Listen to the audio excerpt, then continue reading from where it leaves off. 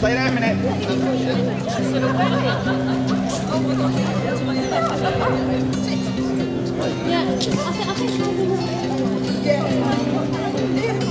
Right, just stay there a bit longer. I know you have to. We are the voice of the voice.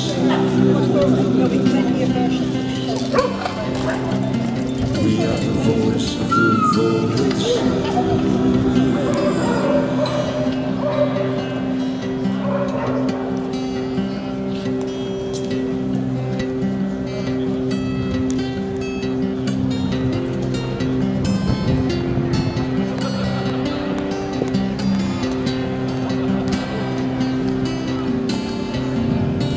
We are the voice of the voice. We are the voice of the voice. Not before I saw a real BADGER.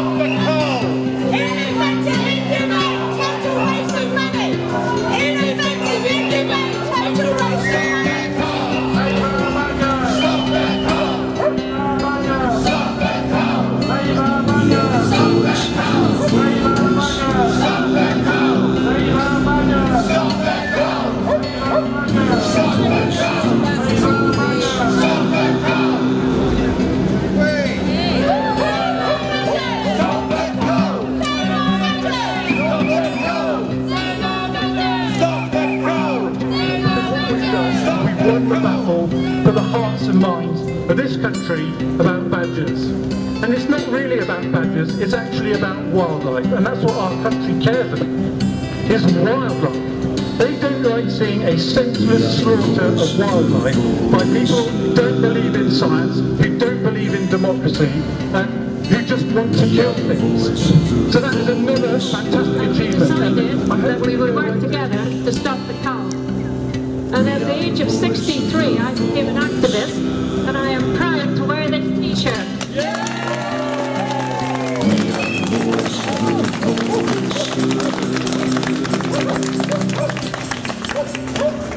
I want to just take you through a few range of emotions that I felt in the last two badger cows. First, really angry. To check on the set, she went out on her own with a dog. There was 4 cars parked nearby. She went out there. She didn't follow protocol. She went out there, tried to challenge them on her own. They set the dogs on her. They set the dogs on her dog. She's now got an 800 pound. Badger Army, welcome to Oxford. 25 marches, 25 towns and cities in England, the biggest roaming wildlife campaign anywhere in Europe in decades. That's what tells you how much the British people care about badgers. Now, we've already heard from our other speakers about the wonderful actions of those who've been in the fields over the last few days. I don't need to say much more, but just to say that is a uniquely British thing as well. Where would you see anywhere in the world today hundreds of people giving up their work, giving up their time, giving up their money to spend time in the cold and the wet, long dark nights, trying to the politicians thought it was a good idea, we would all stay silent, we'd all be indifferent and go on shopping and forget everything. Well, they've had a nasty shock. For 2 years on the road, they've had thousands of people up and down this country marching. They've had thousands of people in the fields. They've had a situation on their hands where they have the biggest opposition to a wildlife destruction policy that we've seen in this country for over 40 years. You can all pat yourself on the back for that, because you're making a huge difference to protecting the future of this animal. A lot of people say to me, including farmers, that you're just overreacting. At the end of the day, we just want to get rid of a few diseased badgers. Well, we know that a vast majority of the animals that were killed in Gloucestershire and Somerset last year and this year carried no disease at all. We know that a vast majority of those animals were killed in a very inhumane way. We know this government and the National Farmers Union were desperate, and we spent tens of thousands of pounds fighting this in the courts to ensure there was no independent monitoring of that practical whatsoever. We know that the marksmen weren't being scrutinised and watched. We know that badgers were being killed in inhumane ways where it could take 5, 10, 15 minutes for them to crawl up and to die a long, painful death. This is disgusting. It should not be happening in a modern civilised society. It's being driven by economic greed and political interest, and we have to say enough is enough. Now, the farming industry in this country has a big problem on its hands, because all the evidence to indicate that killing badgers in the way that we are is going to have any impact at all on reducing bovine TB. In fact, it could be making the situation worse. Not only that, we are demonising this species. There are people today that feel it is completely acceptable to kill badgers by shooting them, by gassing them, by putting petrol down the sets and setting fire to it, by skinning them alive and throwing them by the side of the road. Up and down this country, every single day, hundreds of these animals are being killed. That is completely unacceptable. It is wildlife criminal activity, and we cannot sit silently by and allow it to happen. And yes, I'm absolutely supportive of those wonderful wildlife groups and badger patrol groups down in the West Country that are now going to go on to monitoring sets and establishing a more effective wildlife protection movement. Compassion is something that makes Britain great. It's something that makes us very different from many of those countries that our friend Owen Patterson used to go on about, from Germany to France to America to New Zealand. All of us must keep focused over the next few months We have to continue to march. We'll be in Winchester, we'll be in Birmingham and other cities over the next 4 to 6 months. We'll be debating the science of this debate. We're planning to come back here in Oxford and do that with Law Cribs and others, hopefully in the new year, and we'll keep you posted on that. We will continue to lobby, we'll continue to write articles, we'll continue to be in the media studios, but you must continue to do your work too.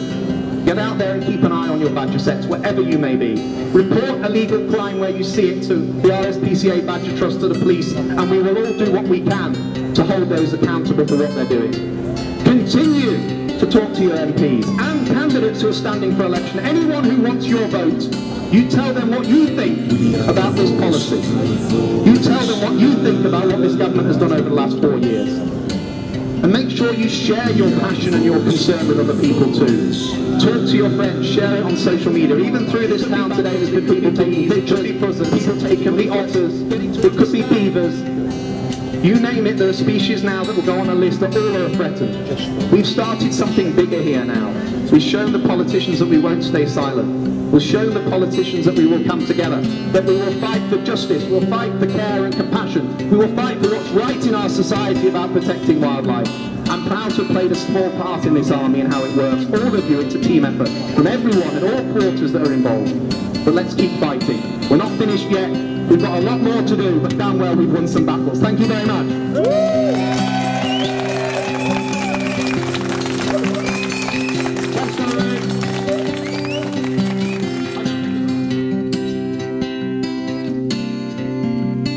We are the voice of the voiceless.